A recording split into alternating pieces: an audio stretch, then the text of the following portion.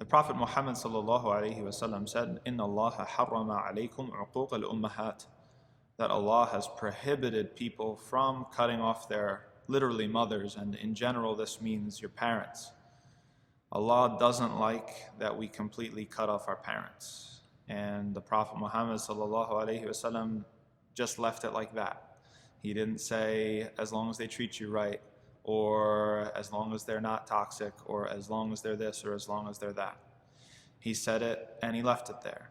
And that's something that's kind of hard for us to hear these days, because we receive a lot of messages that tell us that we should cut out people from our lives if we think that they're toxic. And there's a reason why that's gotten to be really popular and people feel very empowered by that, because nobody should put up with abuse, right? So if somebody's physically abusive to you, even if they're a parent, yeah, that's not okay. That relationship needs to be altered or even severed.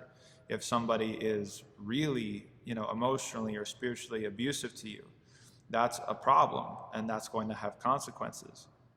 But on the other side of things, I think we've suffered from this sort of concept creep where people are really quick to call every sort of unpleasant experience and unpleasant exchange and unpleasant relationship as, well, it's toxic. Well, they're a narcissist. Well, I need to cut them out of my lives. And this is what I think this hadith can teach us, is that it doesn't happen like that. There's going to be relationships that they're not the most comfortable, happy relationships.